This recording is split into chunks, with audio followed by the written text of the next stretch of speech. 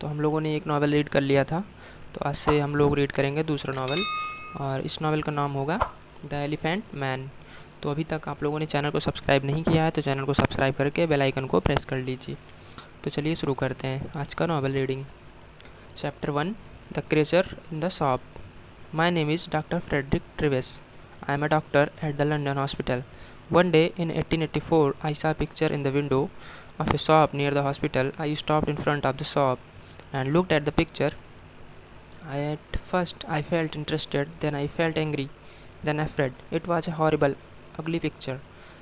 There was a man in the picture, but he did not look like you and me. He did not look like a man. At He looked like an elephant. I read the writing under the picture.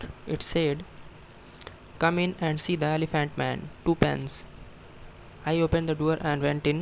There was a man in the shop. He was a dirty man in an old coat with a cigarette in his mouth. "What do you want?" he asked. "I had like to see the elephant man, please," I said. The man looked at me angrily. "Well, I can't," he said. "The shop's closing now. You can come back tomorrow." "I'm sorry," I said, "but I would like to see him now. I have no time tomorrow. I have a lot of work to do, but I can give you more than 2 pence." The man looked at me carefully. Then he took the cigarette out of his mouth and smiled with his yellow teeth. "All right, sir," he said. "Give me 12 pence then."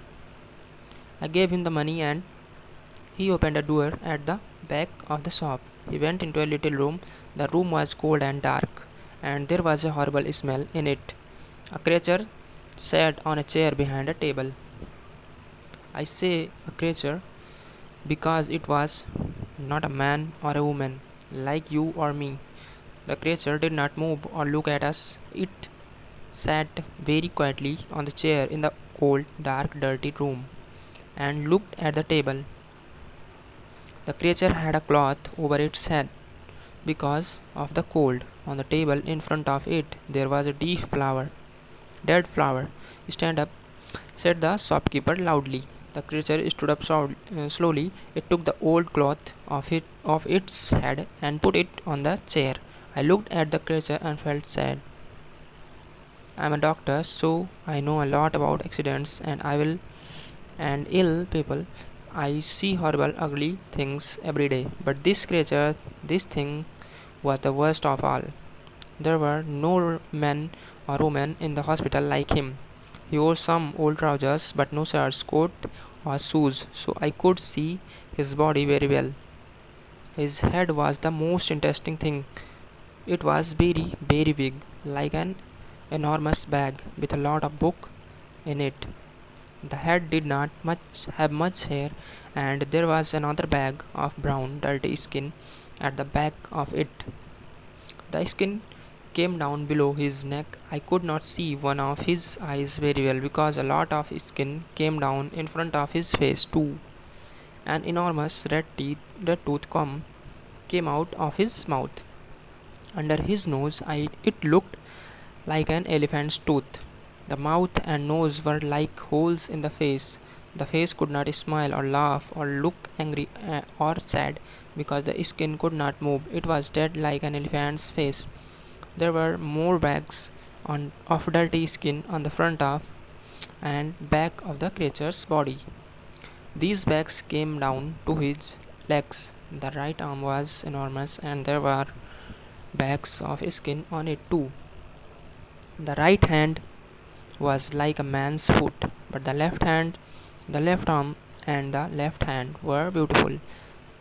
The left arm had wonderful skin, and the fingers of the left hand were long and beautiful. It was like a young woman's hand. "Walk, Merrick," said the shopkeeper angrily.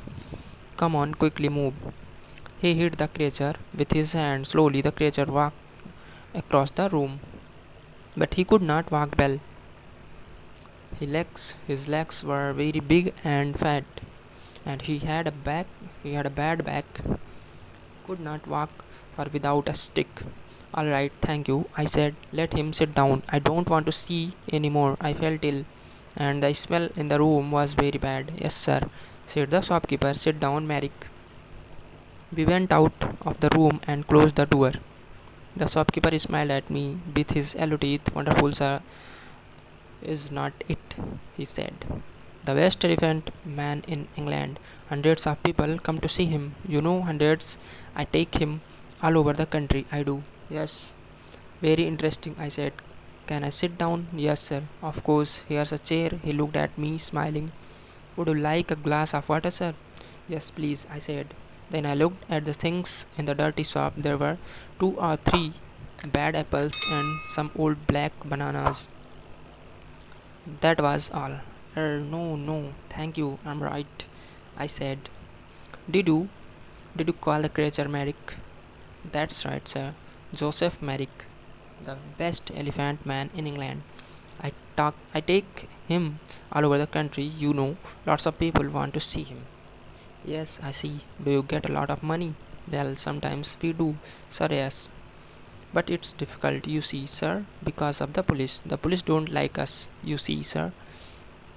So we can't stay in a town very long. We usually move every week. Yes, I see well. Anyway, Mr. Silcock, sir. Simon Silcock. Yes, well, Mr. Silcock, I am a doctor at the London hospital. My name is Dr. Travis. I think this, this man, Joseph Merrick, is very interesting and I would like to see him at the hospital. I want to look at him more carefully, you see. Yes, sir, I see, but how can he get to the hospital? It's going to be difficult. Why, man? The hospital's not far from here. Well, yes, sir. Well, yes, sir, I know, but you see, Mary can't walk very well. He needs help. You can come with him. Do you want more money? Is that it? Well, yes, sir, I do. But you see, people are afraid of him too. In the road, little boys always run after him and hit him. Then the police get angry because people are afraid. Sometimes they take us to prison. I see. I said, well, how can he come to the hospital then? Good morning, cat. Chapter 2. The Card. So next day at 7 o'clock I came to the shop in a cab. There were not many people in the road because it was early in the morning in November. It is dark at 7 o'clock in the morning and I could not see the shop very well. I waited 5 minutes, a postman walked past, then the door of the shop opened and the creature Merrick came out. I could not see his face or his body. He had an enormous black hat on his head like a big box. A grey cloth came down from the hat in front of his face. Was a hole in the cloth in front of his eyes. He could see out of the hole, but I could not see in. He wore a long black coat too. The coat began at his neck and ended at his feet, so I could not see his arms, his body, or his legs. On his feet he wore big shoes like old bags. He had a stick in his left hand and he walked very slowly. I opened the door of the cab and got out. Good morning, Mr. Merrick, I said. Can you get in? He said. I'm sorry, I said. I don't understand. For a minute he stood by the door of the cab and said nothing. Then he hit the cab with his stick. Steps, he said loudly. Help me up the steps. Then I understood there were 3 steps up into the cab and he could not get up them. Yes, I see. I'm sorry, I said. Let me help you. I took his left hand and began to help him. My right hand was behind his back. I felt very strange. His left hand was like a young woman's, but his back under the coat was horrible. I could feel the wax of old skin on his back under the coat. He put one enormous foot on the first step and then he stopped. After a minute he moved his second foot slowly. Then he stopped and waited again. Hello, sir, can I help you? I looked behind me. It was the postman, and behind him I could see 3 young boys. One of the boys laughed. The postman smiled. Is the gentleman ill? He asked. I thought quickly. Yes, but this is a lady, not a gentleman. I am a doctor, and she is ill. Take her hand so I can help her better. The postman took Merrick's left hand and helped him with two hands from behind slowly, very slowly. Merrick went up the steps and into the cab. One boy was very near the cab. He called to his friends, "Come and see these boys." A fat lady in a black coat, and look at that enormous hat. The boys laughed. They were very near the cab too. Now I closed the door quickly. "Thank you," I said. The postman. "That's all right, sir," he said. "She's a strange lady, sir. Is not she? Cecil, that's all," I said quickly. "We are going to the hospital. Goodbye and thank you." The cab drove down the road to the hospital. I looked at Merrick. "That was difficult, was not it?" I said. At first he said nothing, but then he spoke. His voice was very strange, but I listened to him carefully and I could understand him. "The steps were very difficult," he said, "but most things are difficult for me." "Yes, I did." "Yes," I said. "Nothing is easy for you, is it?" he said. "No," he said. He was very quiet for a minute. Then he said, "Who are you, sir?" "Who am I? Oh, I'm sorry. My name is Dr. Davis here. This is my card." I gave him a card with my name on. Then I thought that was no good. This man can't read. But Merrick took the card and looked at it very carefully. Then he put it in his trousers pocket. I did not talk to him very much at the hospital. I looked at his head and arms and legs and body very carefully. Then I wrote the important things about him in a little book. I nurse helped me. Helped me. Merrick looked at her sometimes, but she did not smile at him or talk to him. I think she was afraid of him. I think Merrick was afraid too, because he was very quiet. At 4 o'clock I took him back to the shop in a cab. The next day I looked in the shop window again, but the picture was not there. Chapter 3. A letter to the Times.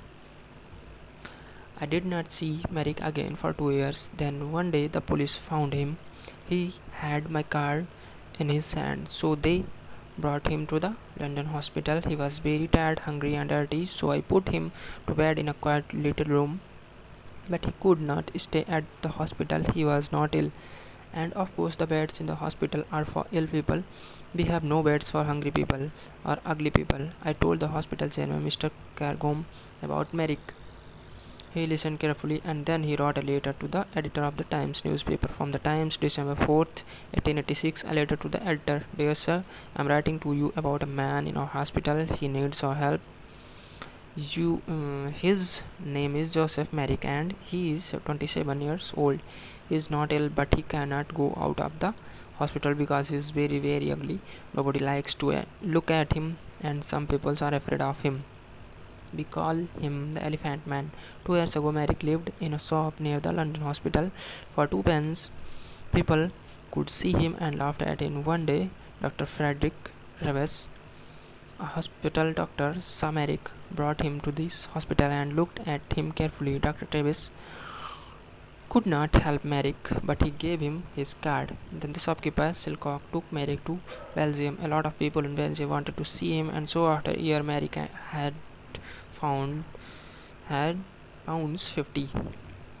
But then Silcock took Merrick's pound 50, left Merrick in Belgium and went back to London. Merrick came back to London by himself. Everyone on the train, the ship looked at him. We laughed at him in London.